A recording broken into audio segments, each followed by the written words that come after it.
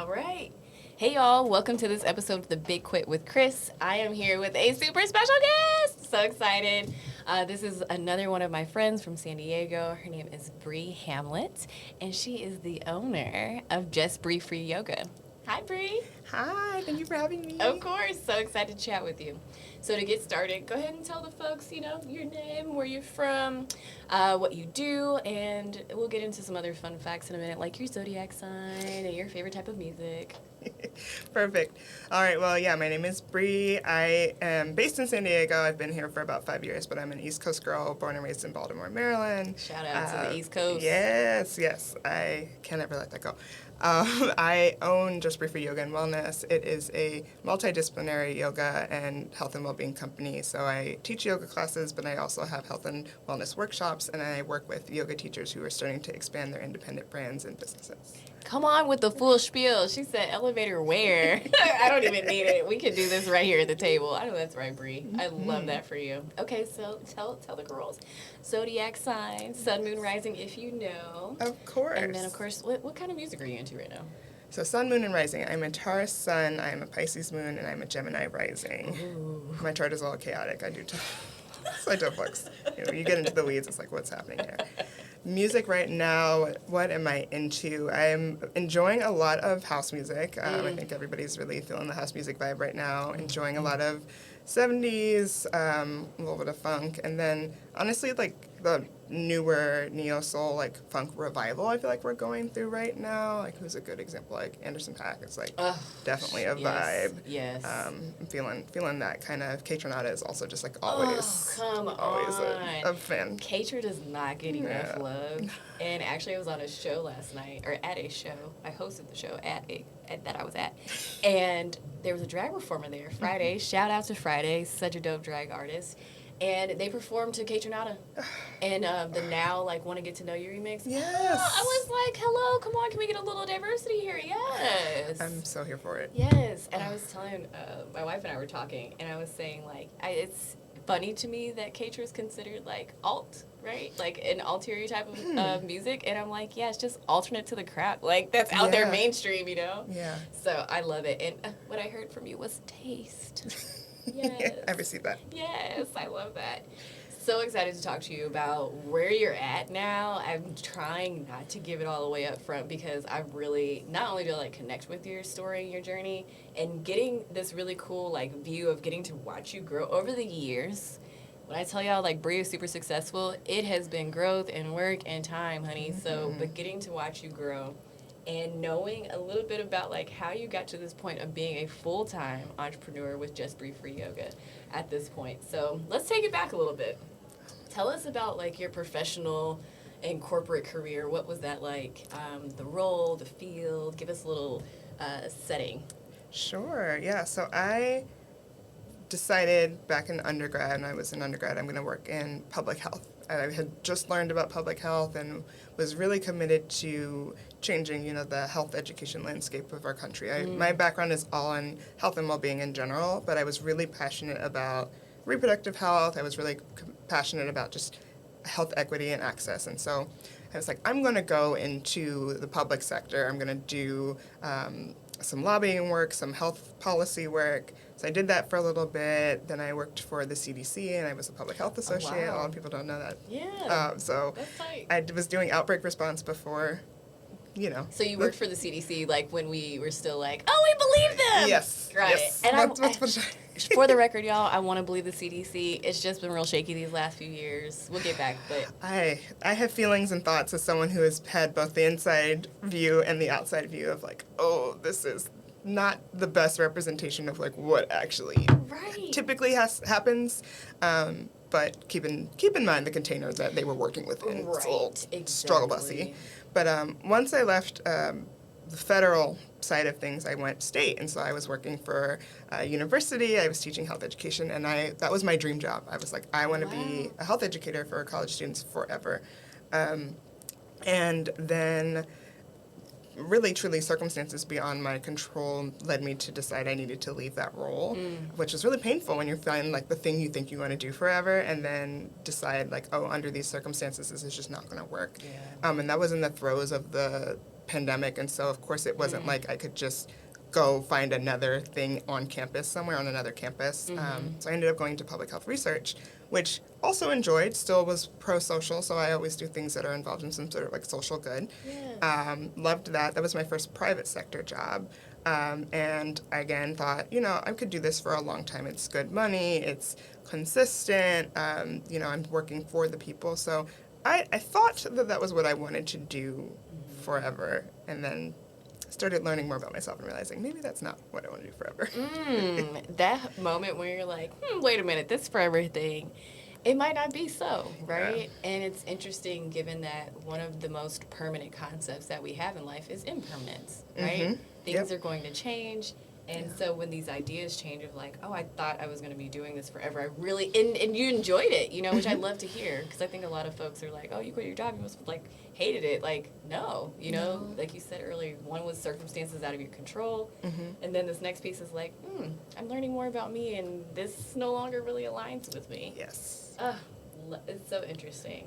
So what was like the most recent environment like at work? So interesting. So I worked fully remote, and I like to say that over the last couple of years, my life has really set me up for the transition into full-time entrepreneurship.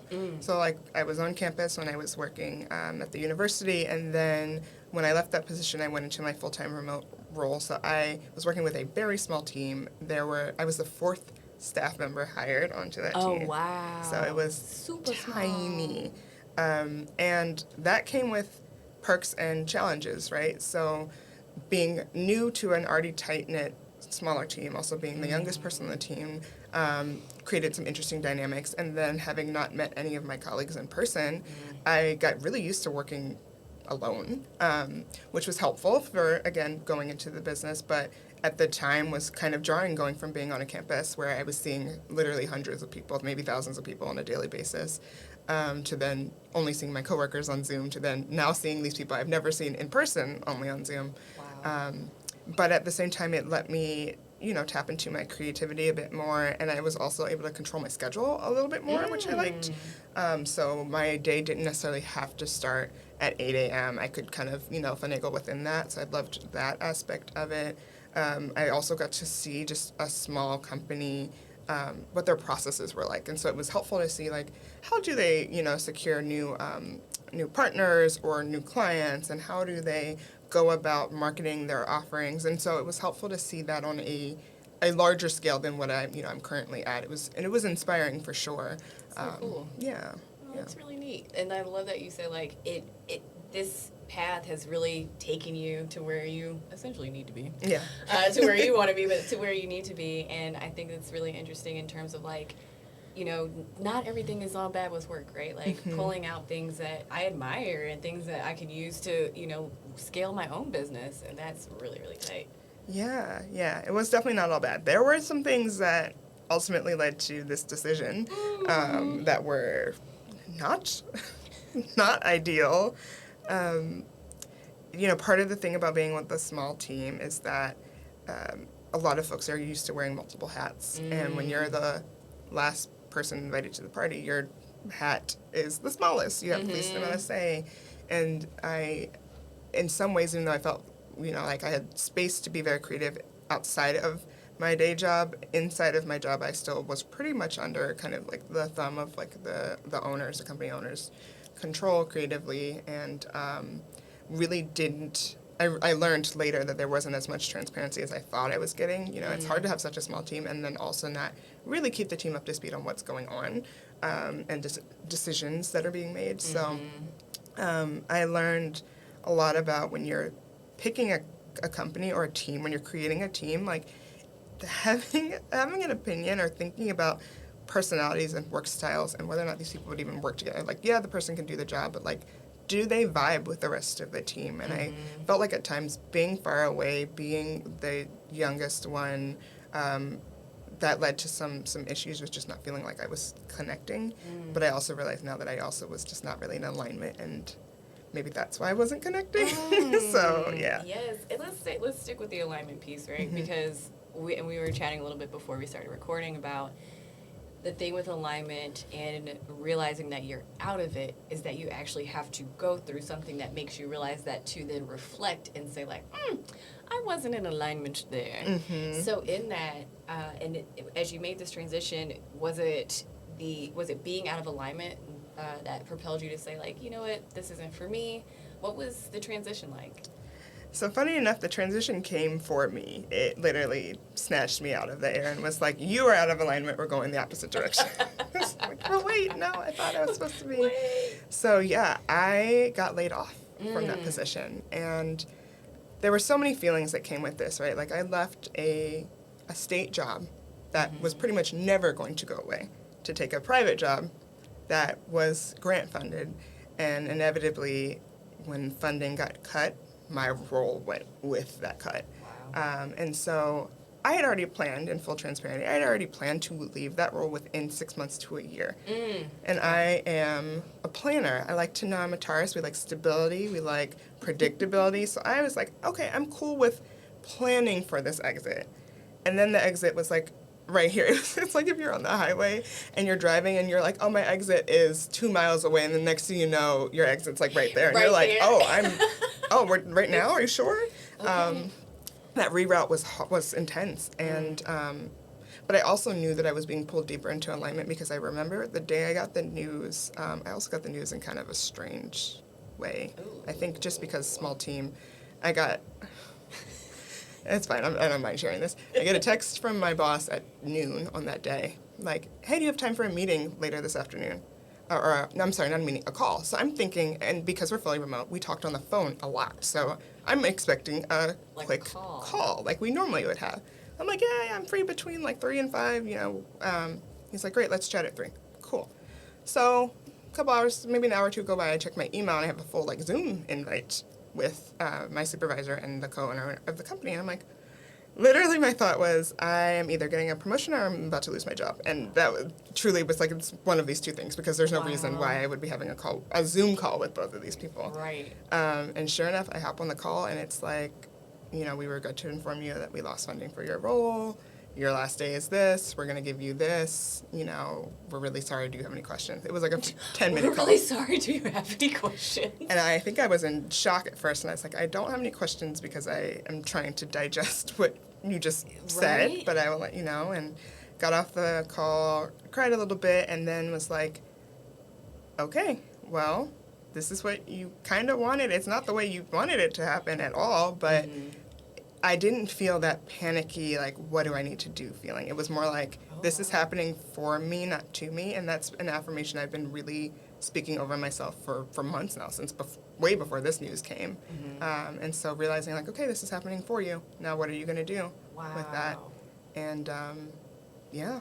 Whew, goodness. I mean, that is amazing. Like, one, the way that you processed that, you were like, okay, you know, and just to keep going and being like, okay, didn't happen to me, it's happening for me.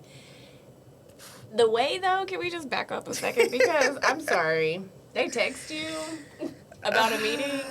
Y'all can send an email. I'm saying, and this, again, talking about lessons learned from watching a larger company as far as income goes, but small company, I would never, ever randomly text someone on a Thursday, not even like a Friday, not a Monday, not a day in my mind where like, this makes sense to get this kind of a news, or to give this kind of news.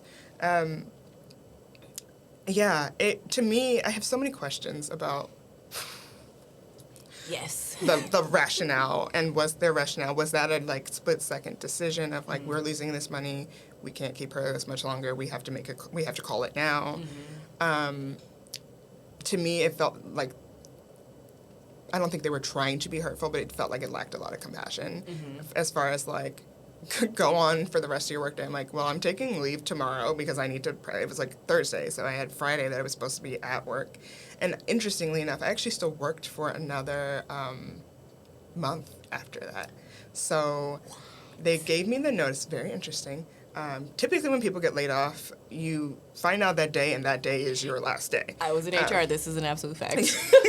So I got laid off, but then I got 30 days notice that I was getting laid off. Now, granted, I got a severance package, which I am deeply appreciative of, and the notice gave me, basically that was their attempt to give me space and time to look for another opportunity. However, I realized in hindsight that it was really more because they needed me, but they couldn't afford me anymore. And so this was the time for me to do all of the things that they wanted me to do before I left, which was really interesting because I had to say multiple times, I'm gonna need a little compassion considering the circumstances. Shout out to you for saying that. Oh my goodness. Like these new deliverables. No. I'm gonna need a lot of compassion. I wasn't creating anything new. I primarily because of the population I served, and this is, I honestly and truly the reason why I continued to do some work over those very trying last couple of weeks is because I was serving teen parents and juvenile justice youth. So I was not about to just like leave them hanging because somebody left me hanging. So I was. What a wonderful human. Whew, you know. Yes.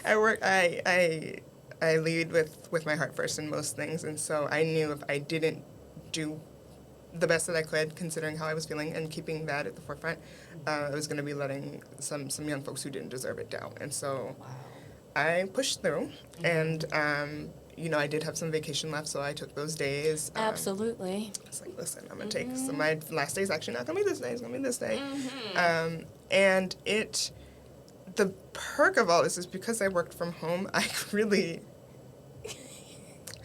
I will neither confirm or deny how much actual work happened over those weeks. That had to do with them. But yeah, it was strange. And honestly, like emotionally, it was hard to even lean into what I knew I wanted to do, which is like, okay, I'm going to work on the business full time, but I still had this lingering, like, you still got to show up for work and clock in and do these things for these other people when I'm like, I got to go take care of me. Like, it was very challenging. And I would not recommend to any company who's thinking like, oh, we're doing the compassionate thing. Layoffs are never great, but it is not compassionate to tell someone they're losing their job and then expect them to show up and do your work for another month and think, well, I'm paying you, so you should just like be happy to still be here. It's a very... Ugh, that's ugly. Yeah. That's really ugly. Yeah. Would not recommend. Do not. 0 out of 10. Very ghetto. Do not do it. Okay? So, and Bri, I love that, like, you shared the fact that, like, hey, emotionally, this was trying. You know, especially the idea of continuing to show up. Baby, I would have had that camera off. I would be late to every meeting. And was. Yes. And declined some meetings that I just didn't need to be at. They're like, oh, we're meeting with a new stakeholder. I don't need to be, this person doesn't need to see my face. I'm not going to be here in a month. So, yeah. It has nothing to do with you, right? But speaking of things that did have to do with you, right, and knowing, okay, I want to work on the business. Mm-hmm. What was the process like after, okay, you complete your 30 days, because you're a wonderful human.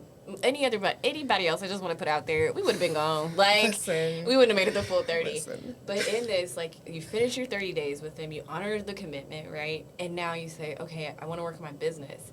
How long and what did that process look like? Like, how long did it take? What did it look like to say, all right, I'm ready? Mm-hmm. Did you take any time, like, between that job and then jumping full-time into JustBriFree?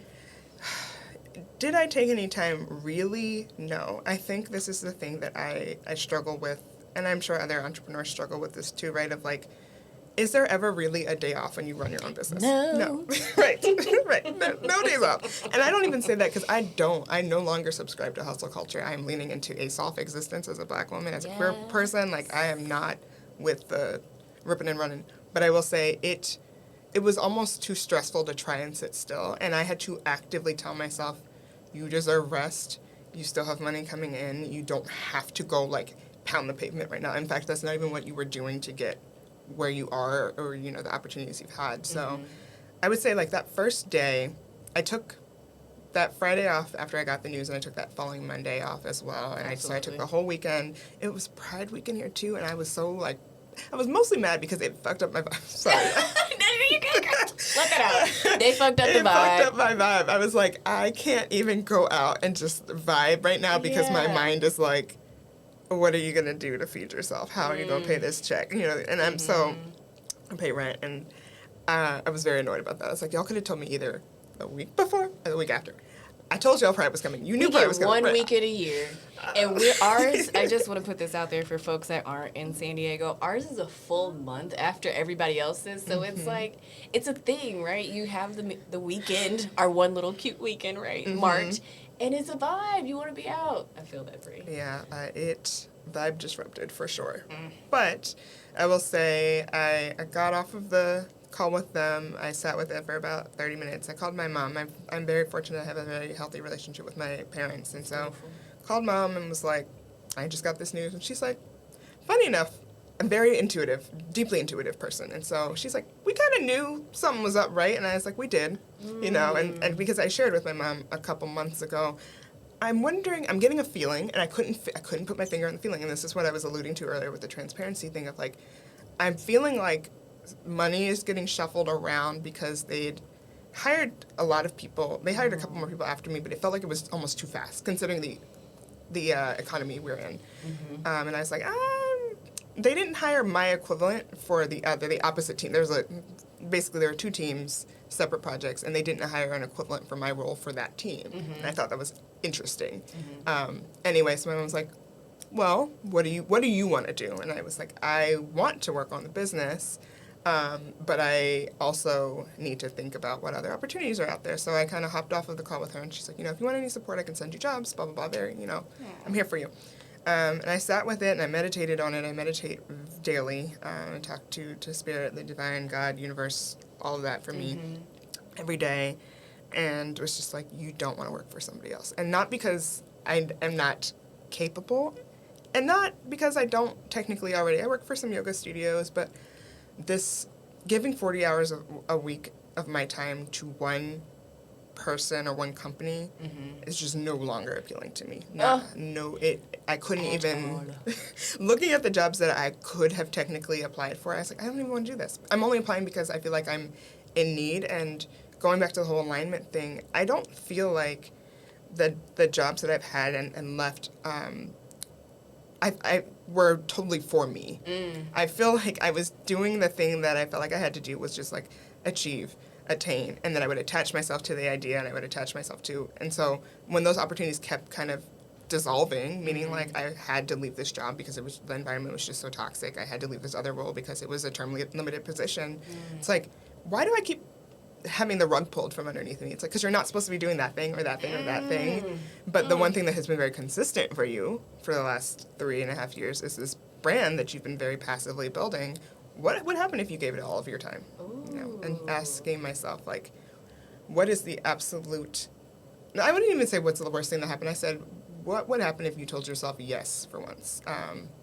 Because I have a saying where I won't tell myself no, but I realized I wasn't actively telling myself yes either. Ooh, it's a two-parter, y'all. Yeah. It's a two-parter. I love that. And I feel like this is a good spot for us to, one, laugh with Spirit, who loves to joke, right? Loves to say, like, oh, you were enjoying that?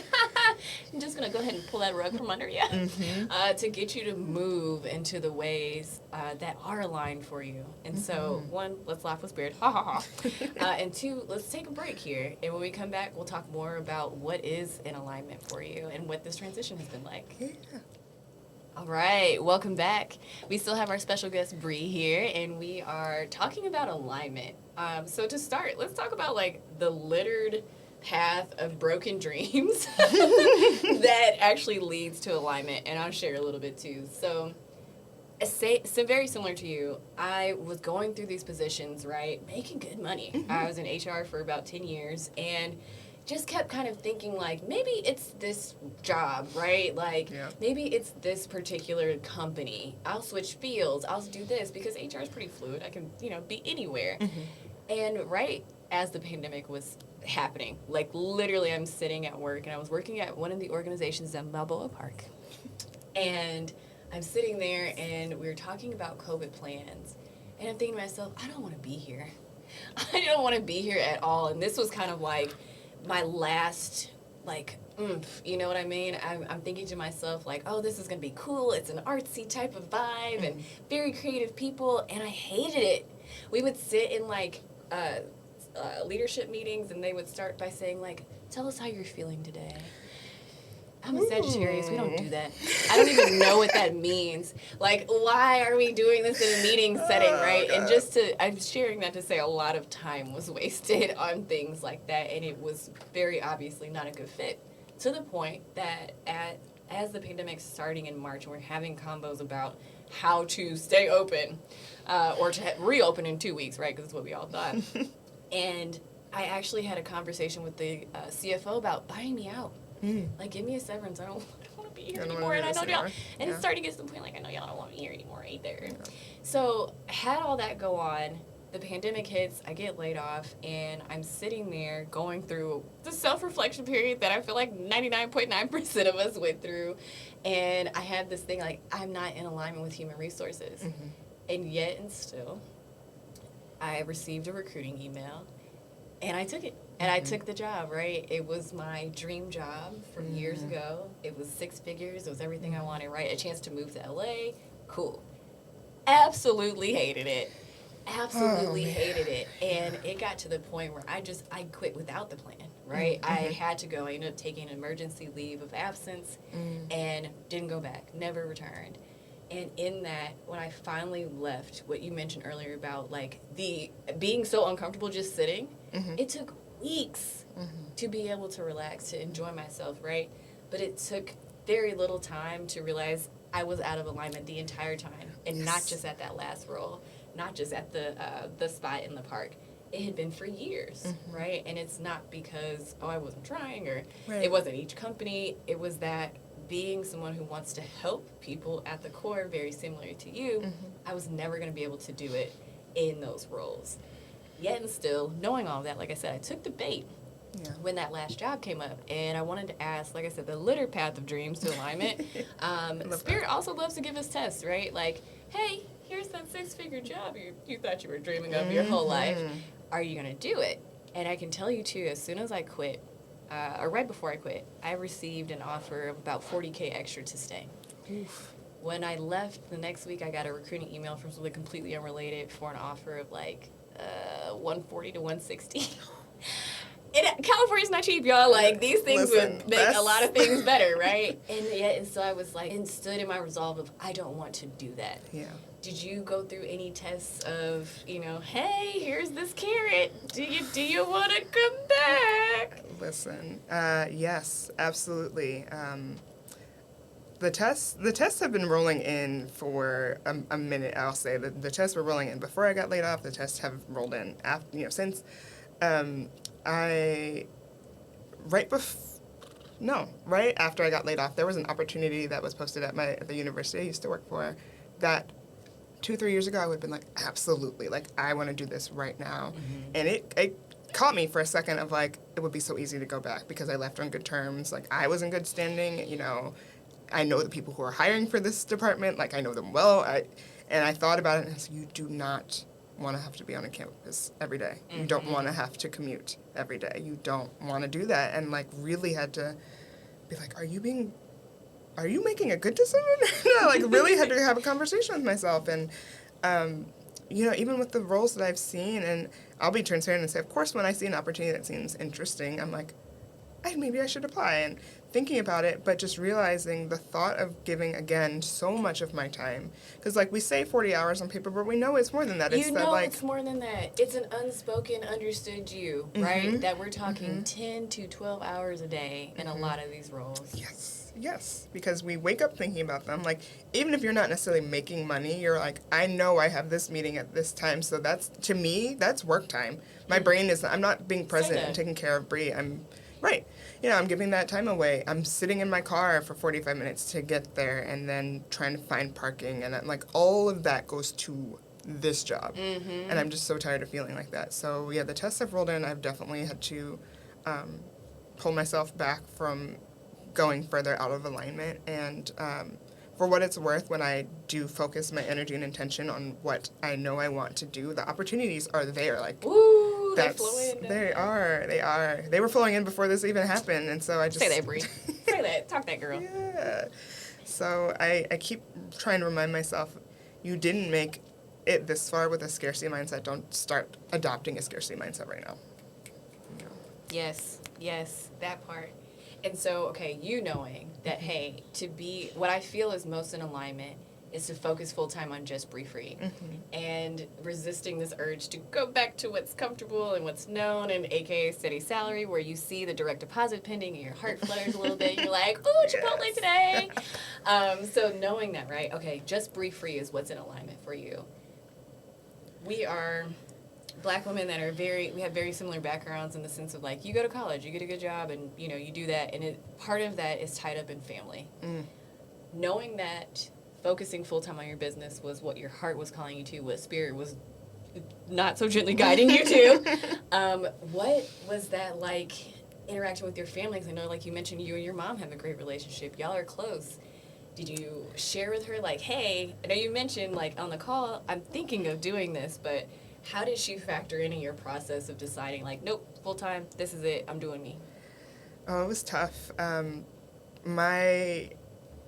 My gut, of course, was, you know, I know my parents will support me no matter what, and I also know that they are of the generation, of many generations before us, which, like you said, you go to college, you get the good job, you stay at that good job for 40 years, and then you get your pension, and you know, so I do come from those parents, and so my mom's first thought was, you can go back to the government, you can go back to the state, and she's sending me the jobs, even though, you know, I had casually mentioned I think I want to do the business. She still was sending me the jobs, and finally I did have to say in a one-off conversation with my mom, like, hey, I don't want to do this, but I only talked to my mom, and I did eventually, you know, talk to my dad about it. My parents are together. I just talked to them separately about it. I was like, hey, I don't want to do another full-time job like this. And her next response, well-intended, beautiful, coming from a place of love, was, okay, well, you can move home, and then and then I can, you know, we can support you and make sure. And I was like, I also don't want to move home. Yeah, thank you so much. Right. And really, like, knowing how incredibly blessed I am to have that, but also knowing that that was absolutely not going to be in alignment. I feel very convicted in that. And I can hear it, girl. Conviction. Listen, love Baltimore, not living in Baltimore again. No. And it, honestly, for my industry, for my business, it wouldn't have helped. And so having to be clear about that, and then that's when I could sense a bit of her fear and anxiety of, like, oh, wait, so you're going to figure out how to still pay this expensive San Diego rent and stay there and do, like, no, I'm talking big money. I'm talking about, like, doing this and still having close to, if not more than what I was making annually, you know, up to now. And that was tough. So I did let Mom in on that, you know, once I came, you know, certain of that. I think that was about a week after I got the news. And then I didn't tell anybody else outside of my immediate, like, you know, bubble, my parents and my siblings. So my family, very beautiful, well-intended thing. My sister-in-law organized a blessings call for me with my extended family. So, like, my grandparents, my aunts and cousins, anybody who's, like, watched me grow. And they organized this call. It was very sweet. I highly recommend, if you have someone in your life who's going into entrepreneurship, pour into them, build them up. Do not do that scary thing where you're, like, projecting all your fears onto them. So please don't project. Because entrepreneurs are always dealing with so many. It doesn't even have to be fears, but questions. You know, there are more questions than answers 180% of the time. Yeah. And so we got on that call, and everybody's pouring into me. At this point, most of my family does not know I got laid off. Most of my family thinks that this is a strategic decision, that I've saved enough, or I've done all the other things that I wanted to do first. And it wasn't until toward the end of the call that I finally was like, this layoff was a blessing. And no one said it on the call. Actually, let me back that up. I remember I said it because my grandma was like, well-intended, love her to the end of the world, was like, you know, you didn't lose your job because you're not capable. Like, she, like, threw it out there, not realizing. And I was like, oh, okay, well, we're having this conversation. I was like, you know, the layoff was a blessing, blah, blah, blah. So after the fact, a couple of my aunties, you know, reached out to my mom and were like, you didn't tell us that she got laid off. And she's like, shout out to Mom for not. listen, when my mama knows now, and I love and I appreciate it now, like, when I say, hey, this is me, you, and the other little core people, and I mean that. She means it now. And but she was like, it wasn't relevant. It wasn't relevant to what she's trying to do. And if it's coloring the way that you're perceiving the shift for her now, then that speaks more to, you know, how much you actually believe in her. Because if you believed in her at the beginning of this call wholeheartedly, that's it. That's all that matters. You know, and that's part of the reason why I didn't as soon as I get the news, hop on the gram and be like, hey, y'all, I got laid off. Come support my business. Like, no, that's not even me. But also, like, that was not going to color my story. This is a part of my story. It is not the story. So, yeah. That's why I'm finally talking about it now, because I've processed, I've figured it out, and I don't see it as something that I did wrong or happened to me. Like I said, it happened for me. And since you've been moving in alignment, what type of gifts and pings and opportunities and doors have been open for you? Y'all, I don't know if y'all can see Bri on this camera yet, but she has this big grin on her face as I'm asking, because I'm blessed. I try to keep my karma as clean as possible, because what I put out there, I get back tenfold, and I mean that wholeheartedly. So before all of this stuff even happened, in, I want to say late April, early May, I don't remember exactly, I was applying for grants for the business, just in general. I'm always kind of looking for new opportunities, and I saw that Blavity.org, so I'm sure some of y'all are familiar with Blavity Inc. They have a philanthropic piece called Blavity.org, where they support young entrepreneurs. They were doing their next cohort of growth fellows for their growth fellowship program, and saw that the application was open in my email. I applied probably within 20 minutes. I don't remember what I put on this application. Like, I need to hit them up. Spoiler alert, I got in, but I need to hit them up and figure out what I even said. But I moved with spirit. It was one of those moments of like, let me apply for this. I'm a candidate for this. This is for you. Yeah, and they were looking for wellness entrepreneurs specifically. So I was like, oh yeah, this is very much me. I get an interview, a week later, and I was supposed to be in Bali, Indonesia, when I found out whether or not I would get in. And I had like 48 hours to respond if I was going to do it. Wow. I did not get to go to Bali, which was devastating, right? Like, I was like, I wanted to go, powers that be. Again, when I tell you spirit has been literally like tossing me around, I'm like, I want to do this. No. Well, what about this? No. I'm just like, well, what am I supposed to be doing? Oh, what is it, girl? So I was in the States when I got the news, and I had just gone out to dinner with the homegirl, and she was like, just check your email and see. And I was like, nah, I can't handle like more disappointment right now. Like, I'm so like not feeling it. So I waited until I got back to my Airbnb and checked my email, and lo and behold, it was like midnight. I was like, congratulations, you got in. And I cried. I found out it was like the day before my birthday. I was like crying. It was just like, okay, so maybe this is why you're not in Indonesia, because you need to be here to like get this email and respond to this email or whatever.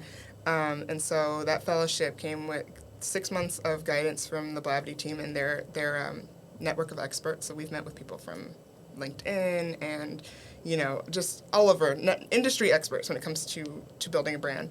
And then it also came with a $10,000 grant that we have full control over. We can use it for whatever we need to use it for. Yes. And so again, like, this happened beforehand. So when I think back on like the nuggets of things that have happened to lead up to this moment, I feel like, Spirit I knew that I couldn't really be fully present and digest and receive all the things that I'm getting through this fellowship if my brain was split between that and the job, which was really what was happening. Is like, I'm getting these notes. I'm like, yeah, that's cool.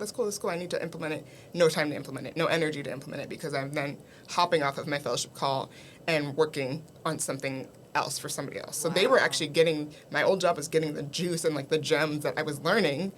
And I think I was like, we need to, nope, she can't juggle both these balls. We're going to have to snatch that one away. So that happened. And then since then, I mean, just opportunities to teach in a way that it feels grounded and balanced. I have a new opportunity I'll be starting very soon, where I'll be teaching for an online teaching platform, an online yoga platform, which is really cool. And the nice thing about their payment structure is it's royalty-based, not basically by the video. And so for a lot of us, when we sell videos, it's by the video, and when we lose the rights to that. Whereas, like, I maintain my creative rights to it. If I want them to take it down, they can take it down. I just basically wouldn't get the royalties through them hosting it anymore. But like, that worked out perfectly. I did an advanced yoga teacher training earlier this year, so I'm a 500-hour teacher, which, yeah, for folks who don't know, it's a big deal to go from a 200-hour teacher, which is basically like standard, to a 500 hours, another 300 hours of study, learning, the in-depth details about yoga. And so in order to be on that platform, I had to be at least a 500-hour teacher. So it was like the dominoes have just been stacking up on the side while I was looking in the opposite direction. Wow. So that's going to be starting soon. And then I just have opportunities to do some of the things that I haven't had time to do, like retreats and working with other brands, you know, that just need me to be available during the day. And so honestly, like there's no shortage of work for me there. And now that my schedule is more free, I can do more. So I'm just excited. I got chills and I just had a deja vu moment. So, Yes! we've been here before. Yes, we love that here. Okay, Yeah, so, shout out. Come on, Spirit is moving. Yeah, so I'm just so excited and grateful. I have the check framed because I'm like, I want more of this. Yes. I want more, you know, 5 and 6 figure checks in the mail. Yes, you know? and may that be the first of many and probably the lowest amount. Right, amen. You know what I want? You know what I mean? Right. Like, Yeah. congratulations on everything, Bri. Thank like, you. that is beyond powerful, what you just shared. And the idea that, like, hey, it's okay to pour fully into you and recognize that, like you said, your old job was getting the gems from something that really was for you. And by that being for you, it was also for those that you're reaching. Yes. You know, but it was trickling down to the wrong side. Yeah. And Spirit was like, okay, so we're going to redirect, you know? Oh, that's so powerful. One of the things I heard you mention, too, was that some of these brands that you work with require you to be available during the day. And I know that you mentioned, like, hey, in the last 30 days, I was already kind of shifting my schedule as I wanted it to be, but what does your routine look like now? Do you have one? Is it day by day? Especially like you're essentially a solo entrepreneur, right? Yes, I am a solo entrepreneur. It's just me right now. I'm not gonna lie. That first week where I was no longer working for my old job was rough because I truly, time and space wise, I was used to external checks and balances keeping me in check, and I didn't realize that. I also in January was diagnosed with ADHD, which makes a lot of sense when I think about my life and my brain, and so I thrive in other people's structure. I thrive when somebody else tells me where I need to be. But the problem with that is I'm inherently very creative, and I need to be able to move at a pace that feels good. And so that first week, I thought I would just keep getting up at the same time. Naturally, if I know I don't have to, then I'm like, I'm asleep. And so I was trying to force myself to still do this old way of being. It wasn't working, and I'm getting frustrated. I'm giving myself a hard time. So that first week, I will say honestly, was just like a hot mess. I was like waking up at a different time every day. I was working out at a different time every day. So the second week, I was like, all right, how are we going to do this differently? And so I have a wonderful business advisor. I've been working with her for three years now. There's a really dope resource here in San Diego called the San Diego Women's Business Center. And they work with women in business, small business owners, women and folks on the gender spectrum. And so I meet with her monthly, and she's like, Bri, you need to create systems for yourself. What needs to happen every day? What needs to happen every week? And what needs to happen every month? And so I actually spent time and just created a mock schedule, knowing that I will honor my energy level in that day and the needs that arise. But now I know for me, a non-negotiable is I have to move my body in the morning. I have to work out. In the morning. I'm a morning move girl too. Yes. Yes. Got to start my day with that. And then the other non-negotiable for me is what I call my sort of meditation thing, where I sit down and I pull my cards. And I'm big into the cards. I pull my cards, I meditate on them, and then I write my affirmations and my intentions for that day, and I let that guide me. If I don't do those things, I don't feel grounded at all. And so the rest of the day will just be throwing darts. It's chaotic. I don't know what I need to get done. And also, like I said, because I have a short-ass attention span, if I don't write it down or put it in a notebook somewhere, it does not exist. At all. I wish I could remember who just said it this way because it was beautifully said. But in essence, when I forget a thought, when you minimize a tab and you're like, I'll come to that tab later, it doesn't exist anymore. It's gone. Tab is gone. Wow. I closed it, deleted, there's no history until somebody else says, Bri, remember that thing? And I'm like, oh shoot, that tab was... So I now use this app that, it's cool. I don't mind shouting it out because it's actually very helpful. It's called Structured.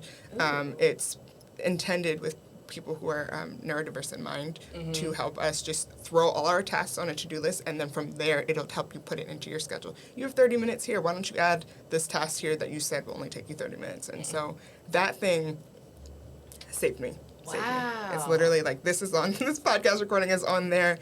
block this time off. You know that you have to be at this place. And then when I'm done, I get to check it off, which is so satisfying. Ooh. So, yeah. A check off. So, but as far as that. what I've determined for my weeks, like Monday for me is actually the like what most people's Sunday would be. That's when I do my groceries, drop off my laundry. I started doing fluff and fold because I don't have a washer and dryer in my place, and I don't have time to sit at the laundromat. And I've received that. I'm gonna continue to do that. So Absolutely. fluff and fold, groceries, and then my like CEO task is what I've been told to call it. So what needs to happen that week? What are the deliverables that are due? Who am I meeting with? Just giving myself like a pulse check for the week.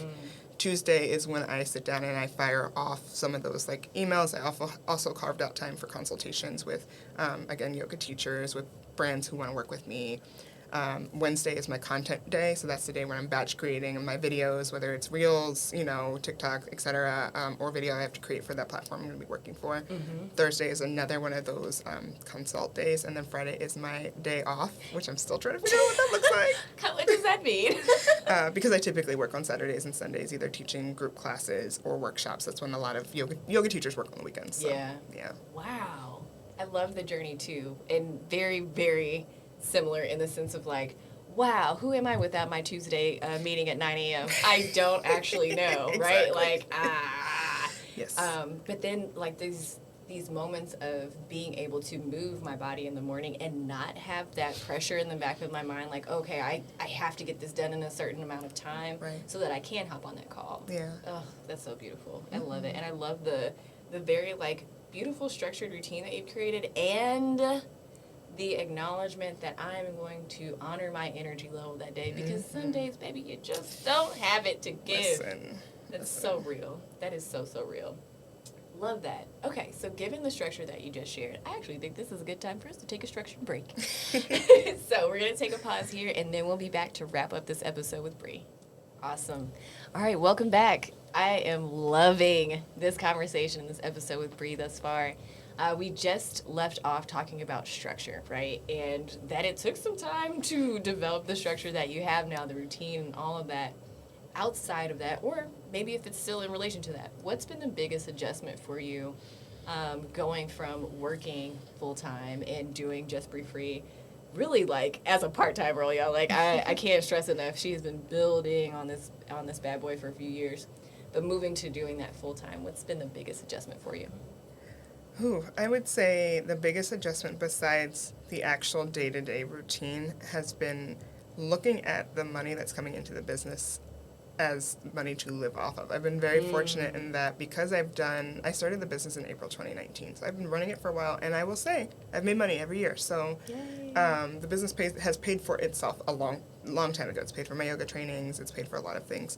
So I never thought about that money really intentionally of like, how would I take this money and live off of it? And so even thinking about like how much do I need to earn in a month to, maintain where I'm at right now, and how do I keep my expenses low, and then what costs in the business can I either eliminate, outsource, etc. That has been kind of a shift, and I will say I'm really fortunate in that my mindset around money is very abundant. One of the things I teach in my Yoga Business Basics course is about properly pricing your offerings, because traditionally, unfortunately, in our industry, people are super underpaid. We typically might see between $30 and $40 an hour, which sounds nice when you're working 40 hours a week, but we don't work 40 hours a week. We don't teach 40 hours worth of classes. Most people, if you want to be a full-time teacher in that sense, you're teaching maybe 20 hours of classes. That's exhausting. That's I'm not doing that. I don't know a lot of people who want to do that. And so thinking about my other offerings that I'm giving my energy and my time, how do I effectively price what I'm doing? And like I said, I'm fortunate in that my prices are what I feel are good and reasonable, considering what I'm offering and to whom I'm offering them. But that also means I'm contingent on gigs coming in, and like how do I manage the feelings around it not being predictable? That is the adjustment for me. Of like the income is not as predictable, so how can I put some things in and align myself for opportunities that would generate some more predictable income? That is definitely an adjustment in and of itself, looking at changing your view on the finances of something that, wasn't what it was used for before. Yeah. Awesome. So, in thinking about that adjustment too, right? I want to ask, what was your biggest fear or concern around making this transition, and has it come to pass? Oh my gosh, what is my biggest fear around this transition? Funny enough, I'm like not thinking of anything, not because I don't have fears, but I think for me, I try my best to keep the word fear away. I would say like what my hesitation is, the thing that makes me go like, I don't know about this, is more so, again, the lack of predictability, but also having to sell myself in a way that I didn't have to before. I've been very fortunate in that the business, when I've promoted it, I started in an environment where it was kind of like, if this works out, cool. If it doesn't work out, I'm still good. I still got this job over here. So I didn't really take myself seriously in the sense that, like, I didn't do it very intentionally, I guess. I was very passive in my marketing, and I had my events, but I was also still working full time, and I was like, my brain is kind of not all the way in this. So now the hesitancy is, how do I get comfortable sharing and pushing more of the, like, monetized or opportunities, the things that I have, whether it's working with a brand, whether it's a class or a workshop I'm going to be leading, and getting comfortable with that. I think that is where my discomfort and my growth edge is right now, of being like, it's okay to tell people you're doing this thing and that the price tag is this, versus waiting for the opportunity to appear in your inbox. Because 9 times out of 10 before, it was like someone's looking for a private yoga instructor for this, or this brand is looking for someone who creates content like this, versus being like pitching myself. That is a different way of being, but I'm ready for it. I'm ready to grow in that way. So. Yes. Oh, that's so beautiful. I love that. I love that. I also love that you said, like, I don't do fear. I don't know her. And the Who's first that? thing, when you said it, my mom's voice in my head, Mama Ham used to say, fear is false evidence appearing real. Like, so that is so, like... I love the good acronym. Literally, when I hear it, it's like, does not compute, because my mom was so like, we don't do fear. And so, yeah, now I'm like, okay, what's the other word? What's the word that resonates with you? I'm like, hesitancy, like, That's perfect. Uncertainty, or whatever, yeah. Yes. Oh, I love that. I love that. I love that. And in this, right, again, we've talked about the fact that really living in that abundant mindset, and not just money-wise, but in opportunities, everything, connections are part of abundance too, right? What has been your biggest win thus far? Oh my gosh. How does one quantify the biggest win? I think it would be easy to say the fellowship, but I'm not even going to say that, because what I think my biggest win is the fact that I am still here in business 3.5 years after I decided to start this thing. I don't take that lightly at all. I know entrepreneurs struggle every day to keep their dreams alive, and so the fact that not only I'm still in business, I've made more money every single year that I've been in business than the year before, that I have continued to grow as a teacher, as a human being, and that I have really, like, a global audience, is so, like, what a gift. What a gift that I get to do the thing that is most authentic and aligned to me, and get paid for it, and get paid well for it. Yes. So Say to that. me, it's like, that's when I think about, like, just to have something that's mine, and also the gift of being able to be my authentic self. Like, when I first started the business, some people were, speaking from, I guess, a good place of, are you sure you want to tell people that you're queer? Because it's going to get in the way of opportunities. And my whole thing was like, I don't want to work with anybody who doesn't vibe with queer people, who doesn't like queer people. I am not the right fit for you, because you're going to find out, but then we're going to be uncomfortable. So, like, no, I don't want to, hide that. And I've never lost money because of it. And if I lost money because of it, I don't know about it. It wasn't for right, you. It You know wasn't what I mean? Like, Yeah. Who knows? And they missed out. Truly. That's on truly. them. So, yeah, the fact that I get to just be me, like, the life that I live, the things that I post and share, those are real-ass snippets of my day-to-day life. Nothing is curated for the gram. It's like, I do go to the gym, but I also veg out on the couch, and I also, go out for drinks, and I also teach yoga, and I also take yoga classes. So I just share my life, and I love that I get to do that and make money. Why not? All of the things, Yeah. right? Like, I'm taking care of myself, and I'm taking care of this rent. Yes. Okay? Taking care of that bank account. I love that. I love it so much. And in this, right, and this getting to the point of, like, I love being me. Like, I love getting paid to be me, right, in a certain sense. Were there any major points that you look back and say, like, this area of growth or like this experience really got me to this point? Like, Yes. So when I started my business, I was in the beginning of what ended up being a long-term relationship, and I started the business while my former partner was out of the country for work. And so I, funny enough, started it at a time where I had nothing but time to focus on myself. And I wonder sometimes, like, wow, had I not had that time, would I have done this? Would I have even gone to this point? But to have 6 months where you're like, it's just me and my dog, well, I'm gonna do this thing. I have to do something to keep me occupied. I'm gonna build this brand.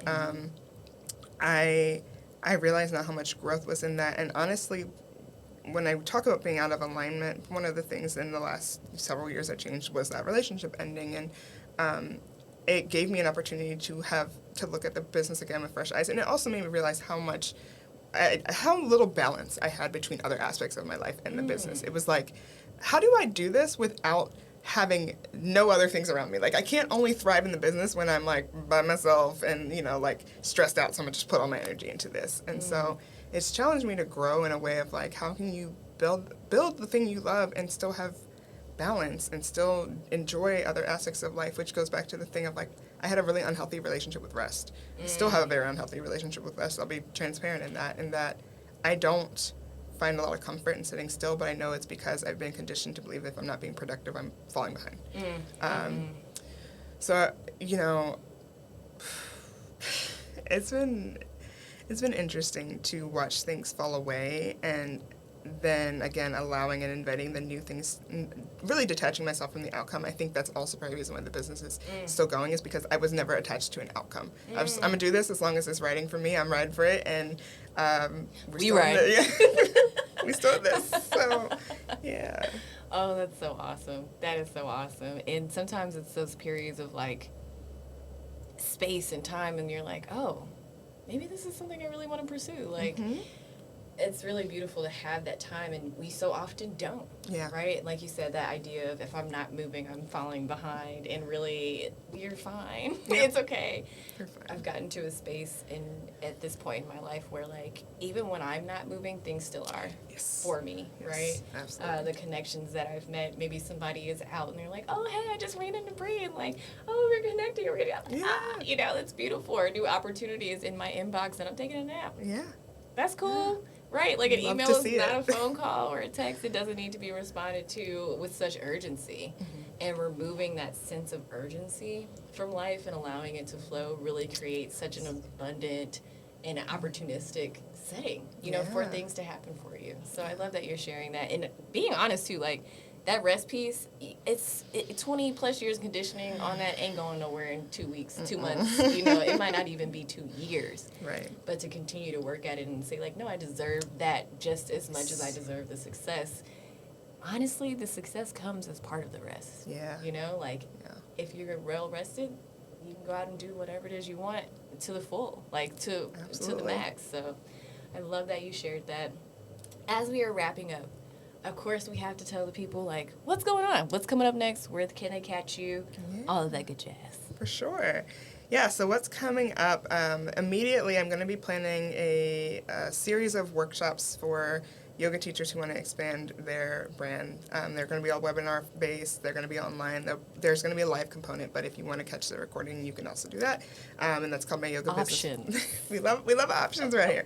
So that's my Yoga Business Basics series, and it's basically taking you from the beginning of, like, how do I legally operate this business to how do I expand and become evergreen. And so I'm starting with the first one, which is basically breaking down the difference between LLCs and sole proprietorships, how to get your ducks in a row so that you are operating as an actual legal entity, and then figuring out your brand vision. And so that one will be on the September 7th, I believe, is the date I've set.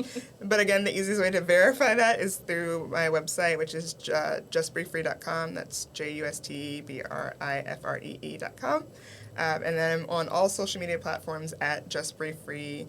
Instagram is where you'll see me most regularly. I'm a very avid grammer. I love to post on my stories and share things. And then, yeah, beyond that, I teach classes in San Diego locally, group classes you can always drop into. My schedule's on my website as well. And I am available for private classes. I teach a lot of corporate classes and a lot of one-off groups. I teach a lot for communities. I love working with Black and brown folks. I love working with queer folks, but I will work with whoever is vibing with me and riding for my people. So, yes! Yeah. Oh, come on. Vibe and ride, baby. Vibe and ride. And I just want to also give a shout out to Bri for being one of the most accessible and welcoming yoga instructors that you will find. She is not the type of instructor to come and say like, oh, okay, you got to push this down harder, Nah. do this. Like, I really love your approach to say like, hey, your body is your body. Do what works for you. Be comfortable in this, because the point is not to be in here and be super stressed. It's to relax and to really connect with your body. So thank you so much for having that approach as an instructor. I've been lucky enough to take a class from Bri, and she was not judging me as I was making these awkward ass poses via Zoom. So I loved it. Cannot recommend her enough. Also, excellent follow on the gram. Just want to put that out there, like, especially if you're into astrology too. Like, we be in each other's DMs, like, girl, my Cancer rising is beating my ass this week. Yes. Yes. So excellent follow on any platform. Make sure you check Bri out. And Bri, last parting shot here. What is your message or motto that you want to leave with the people? Oh my goodness, my message or motto I want to leave with the people. I would say always bet on yourself. Mm-hmm. Don't be the person to tell yourself no.